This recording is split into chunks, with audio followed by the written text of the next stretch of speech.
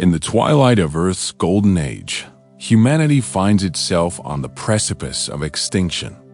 Decades of climate collapse, resource exhaustion, and economic disparity have reduced the planet to a patchwork of dying cities and desperate governments. The Earth is no longer a home, it's a ticking clock.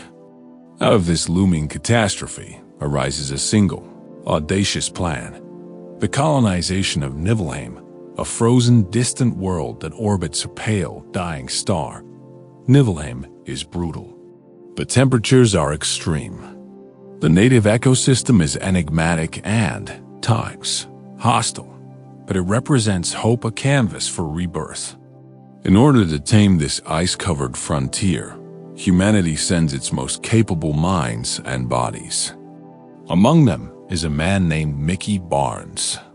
Or rather, his 17th version. Mickey Barnes was never meant to be a hero. On Earth, he was a maintenance worker, a nobody. Debt-ridden, outcast, and disillusioned, Mickey volunteered to become an expendable for a chance to escape his crumbling planet.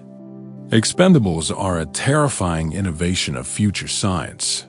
Human workers cloned and printed into new bodies each time they die, with memories updated from their most recent neural backups. Their purpose is simple: perform tasks too dangerous for anyone else, and when they die, reboot. Again and again. Pain is temporary. Death is irrelevant.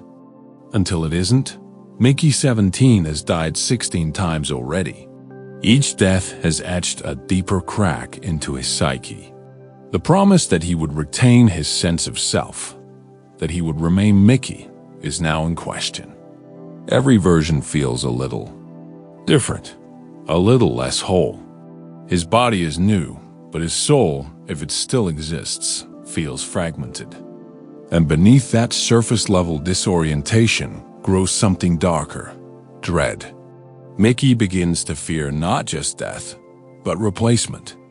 What does it mean to be human if another version of you can take your place and carry on without skipping a beat?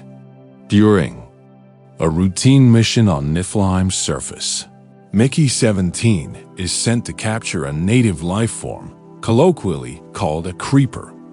These creatures have baffled human scientists with their unique biology, existing in tandem with the icy planet in ways humans can't comprehend.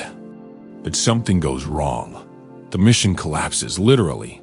A fissure opens beneath Mickey, and he plummets deep into the ice. He is presumed dead. No recovery. No trace. Protocol dictates that a new clone be printed immediately. Enter Mickey 18. This new iteration awakens with Mickey 17's memories, but not his experiences in the fissure. He steps into Mickey's old clothes, his duties, even his relationships, including a fragile romance with Nasha, a security officer who had grown close to Mickey over the years. But Mickey 17 is not dead. Against all odds, he survives. Injured, frostbitten, and alone, he is rescued not by his human comrades, but by the creepers themselves.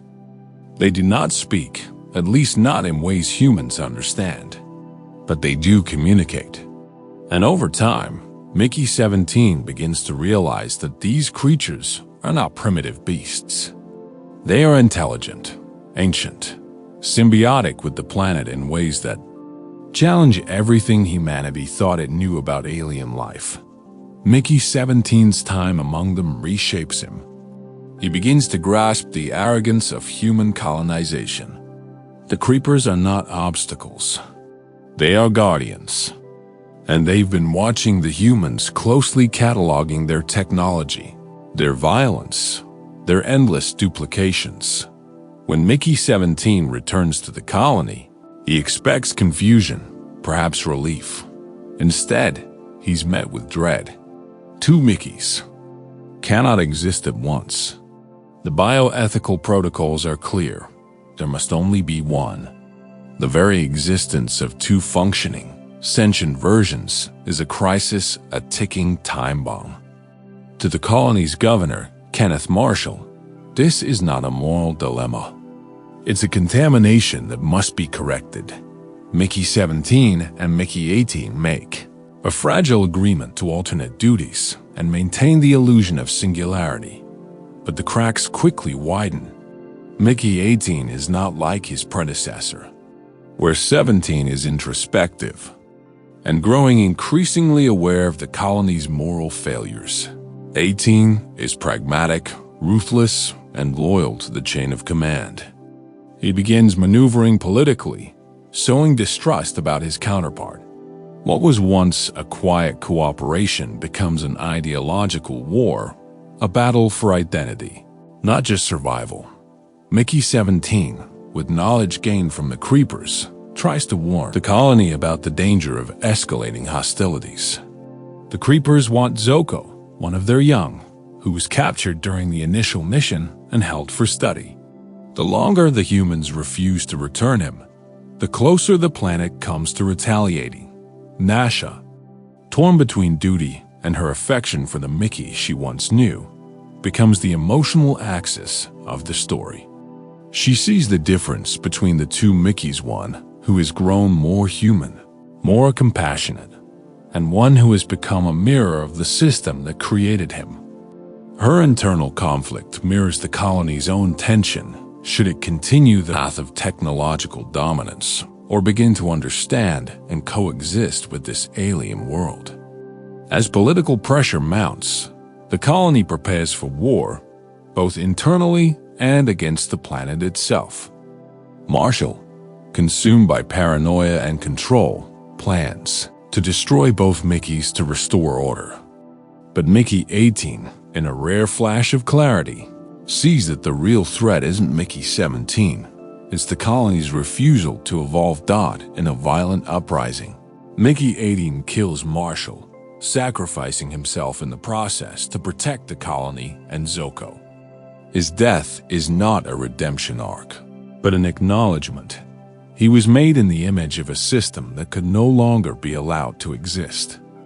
Mickey 17, stunned by the act, realizes that even his clone, who had seemed so far removed, had the capacity for self-awareness.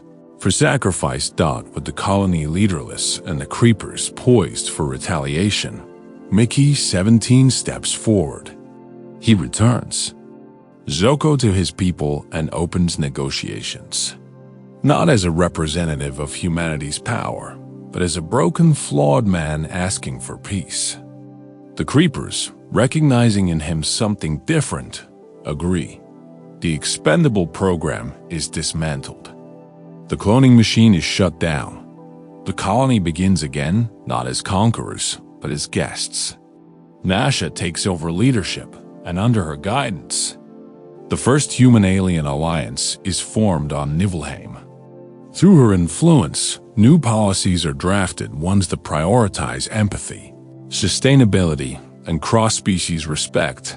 In the weeks and months that follow, Mickey becomes something of a rigid living testament to failure and second chances. He helps design joint exploration efforts, where humans and Creepers work side by side. He teaches children, both human and alien, about the mistakes of the past. And at night he dreams not of death or clones, but of possibility. Mickey 17, now the only one of his kind, walks into an uncertain future. He no longer fears death. What he fears is repeating the past. But for the first time in 17 lives, he's no longer a copy of a man. He's the man, and this time, he chooses to live.